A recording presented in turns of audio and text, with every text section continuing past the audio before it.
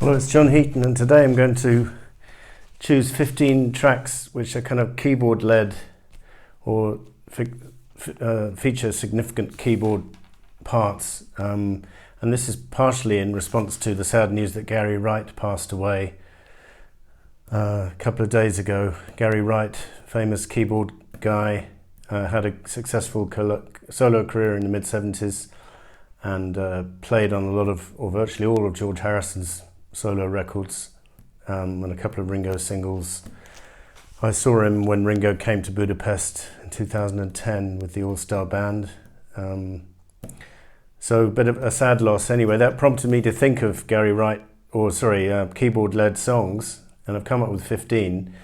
And frankly, I was thinking to try and include a Gary Wright contribution to a George Harrison song, but because it's not altogether clear who plays what on each track on All Things Must Pass or Material World, because there's more than one keyboard player credited. I didn't take the plunge and guess, because I don't know if it's Leon Russell or Bobby Whitlock or Gary Wright or Nicky Hopkins playing. So anyway, to business, the 15 in reverse order. I've chosen, and I've also tried to exclude very well-known songs. So there's 3 songs which would automatically probably make my top 15, but I've left them out just to try and give some love to some lesser known songs, and the 3 I'm talking about would be Let It Be, Imagine and Bridge Over Troubled Water. So I've excluded those for the purpose of this, no other reason, and come up with 15 others. Number 15, we've got a superb ballad from Eric Carmen called Boats Against the Current, which really tugs at the heartstrings. Lovely melody and beautiful piano, and Olivia Newton-John covered that on her Totally Hot album as well successfully. Number 14, we've got Gary Wright's big hit from '75, Dreamweaver, and this, alongside the other single from the album, Love Is Alive, was quite unique in that it featured just keyboards and nothing else, from what I can see. Synthesizers, stroke piano, stroke organ, whatever. Quite a groundbreaking track, and Gary Wright's most successful track of his career, and a nice one.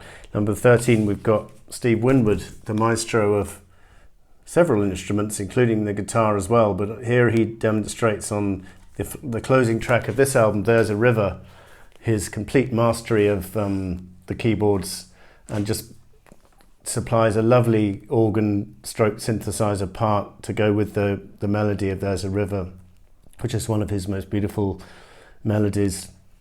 I mean, he could have tried this with piano, but he chose to do it in the style of the times, 82, and I think it works well. And maybe you couldn't say that of the whole album, but on this track, I think the synthesizers work really well. So great job from Steve Winwood there. Number 12, we've got the closing track from Still Crazy After All These Years, which is Paul Simon's 1975 classic, and I'm pretty sure it's, does it say who plays on which track? It probably does on the inside. I think it's Richard T. playing, it's Leon Pendarvis. Okay, I'd forgotten that, not Richard T. Great piano, sort of gospel-y type number, and beautiful melody and heartfelt lyrics, Silent Eyes, a relatively obscure number from Paul Simon there. Number 11, we've got Paul McCartney's classic Wonderlust.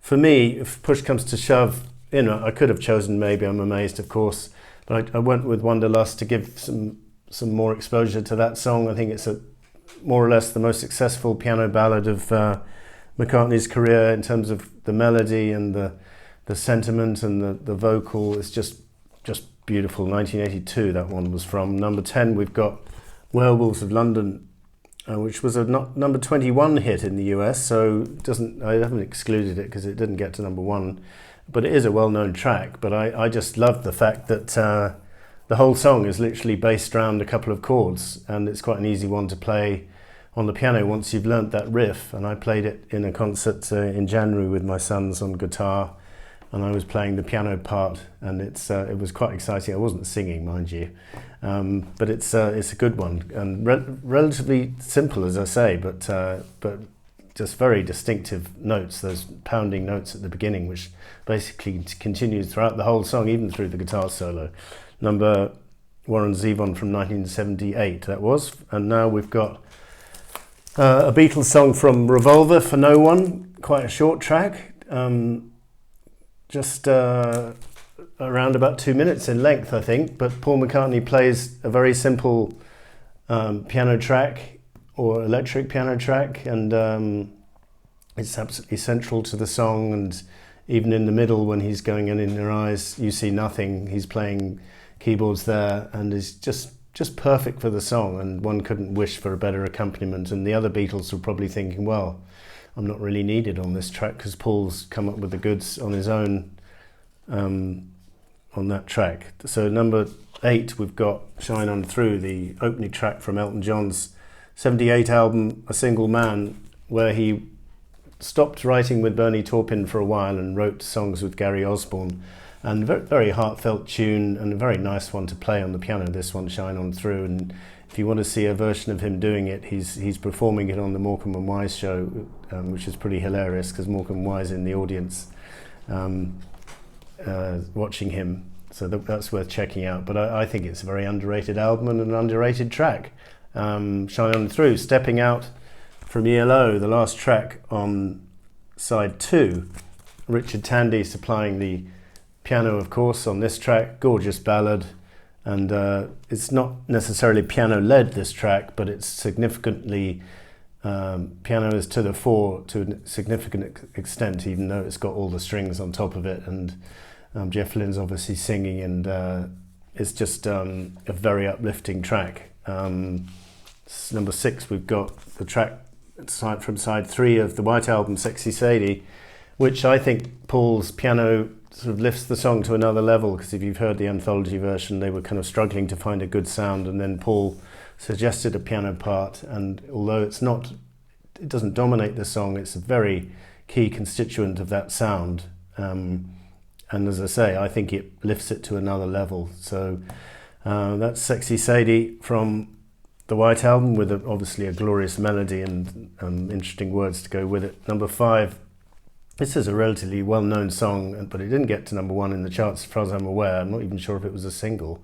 but it's very well known amongst the fan base anyway, and that's the song Songbird from Rumours, written by Christine McVie, who sadly we lost a couple of years ago, or less than that, and it's just wonderfully emotive and